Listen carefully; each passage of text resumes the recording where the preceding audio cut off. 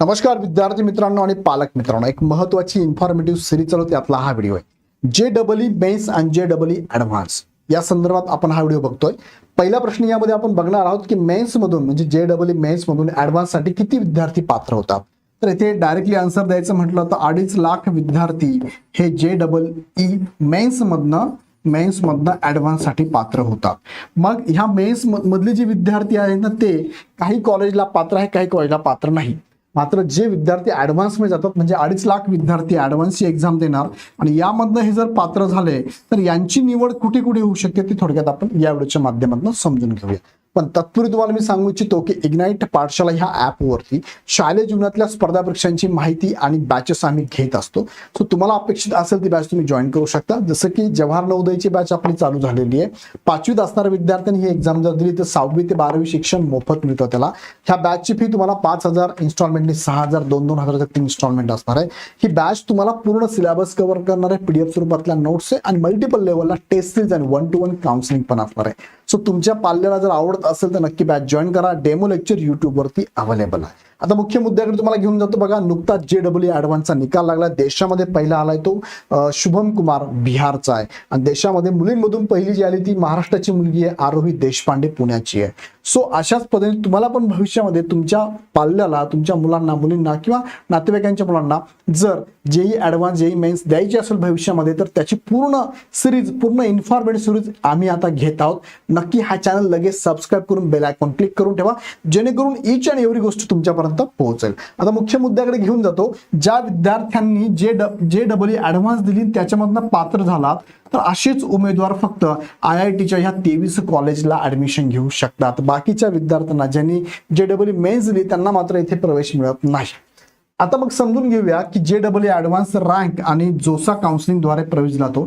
जोसा काउन्सिलिंग म्हणजे काय असतं पुढच्या व्हिडिओत मी तुम्हाला सांगणार आहे, पण आता समजून घेऊया की JEE ॲडव्हान्स मधून 23 कॉलेज कोणकोणती आहे। बघा त्यामध्ये मी क्लिअर करतो। JEE मेन्स जर पात्र झालात तुम्ही तर प्रवेश कुठे मिळू शकतो तुम्हाला, तर JEE मेन्स झाला असेल तुम्हाला बघा नॅशनल इन्स्टिट्यूट ऑफ टेक्नॉलॉजी ज्याला आपण NITs म्हणतो, दुसरा Indian institute of information technology IITs म्हणतो आपण त्याला, आणि आहे नंतर गव्हर्नमेंट फंडेड टेक्निकल इन्स्टिट्यूट ज्याला GFTIs म्हणतो आपण। सो ह्या 3 कॉलेजला JEE मेन्सचे विद्यार्थी क्वालिफाय पात्र आहे, ऍडमिशन घेऊ शकतात। इथे IIT तुम्हाला नाही, पण जे विद्यार्थी IIT साठी जाऊ इच्छितात त्यांना मात्र JEE मेन्स मध्ये चांगली रँक मिळून सुद्धा JEE ॲडव्हान्स मध्ये पात्र होतात आणि JEE ॲडव्हान्स परीक्षा द्यावी लागते आणि JEE ॲडव्हान्स रँकच्या आधारे IIT मध्ये प्रवेश मिळतो। म्हणजे IIT साठी JEE ॲडव्हान्स द्यावी लागते हे लक्षात घ्या। म्हणजे सिंपल सांगायचं म्हटलं तर JEE मेन्स जर दिली तुम्ही तर तुम्हाला प्रवेश मिळणाऱ्या संस्था कोणत्या आहे, NIT, IIT आणि GFTI या ठिकाणी तुम्हाला प्रवेश मिळतो। त्याला म्हणतो आपण जोसा काउन्सिलिंग होतं, जॉईंट सीट अलोकेशन ऑथॉरिटी ज्याला आपण म्हणतो बघा, इथे दिलंय जोसा joint seat allocation authority. Counselling म्हणजे काय, तुम्हाला कॉलेज आणि त्या कॉलेजमधली कोणती शाखा निवडायची तुम्हाला ते पसंतीक्रम द्यावा लागतो, त्यानुसार काउन्सिलिंग होतो। 7-8 फेऱ्यांमध्ये तुमचं सिलेक्शन होऊन जातं। आणि ज्यांचं JEE ॲडव्हान्स झालंय त्यांना हे तर कॉलेज आहेतच, त्याबरोबर IIT पण आहे। हे का बरं आहे, कारण ते मेन्स मधनच आलेत ना, मेन्स मध्ये होते ना ते, म्हणजे मेन्सच्या द्वारे सुद्धा इथे तुम्ही हे कॉलेज घेऊ शकता आणि प्लस जर तुम्ही ॲडव्हान्स पण क्रॅक केली, पात्र झाला तर IIT पण, अशा 4 संस्थांना तुमची निवड होऊ शकते JEE ॲडव्हान्स। आता 23 जे कॉलेजेस आहेत बघा कसे कसे आहेत बघा। IITचे टोटल भारतामध्ये 23 कॉलेज आहे, NITचे 31 कॉलेज आहे, IITचे 26+ आहे, GFTIचे 35+ आहे। वर्षानुसार हे बदलू शकतात, हे पण बदलतात बघा।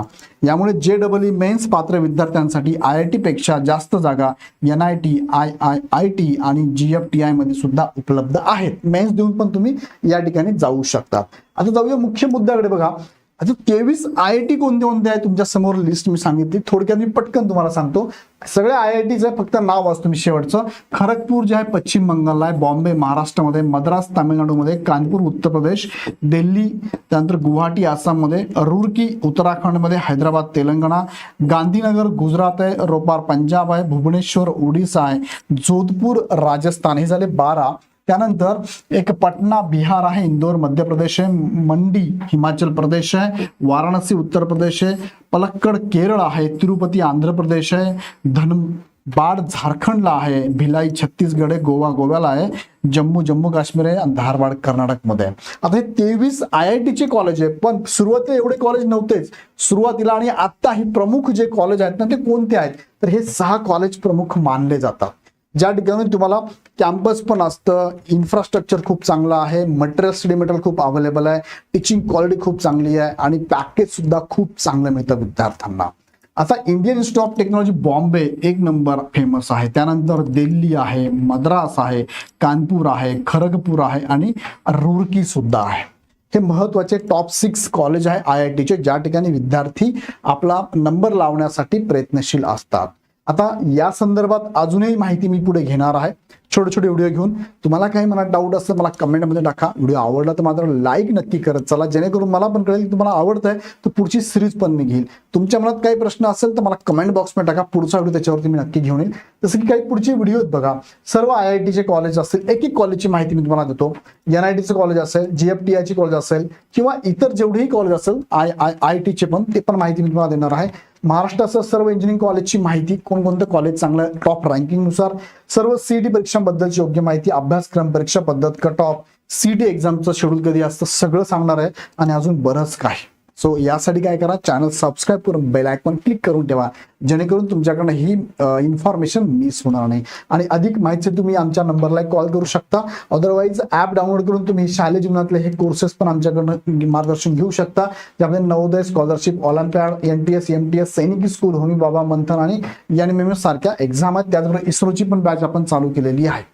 सो व्हिडिओ आवडला तर लाईक करा, सगळ्यांना शेअर करा आणि पुढचे अपडेट बघण्यासाठी चॅनल सबस्क्राईब करून बेल आयकॉन क्लिक करा. पुन्हा व्हिडिओ आपण नेक्स्ट व्हिडिओमध्ये. धन्यवाद.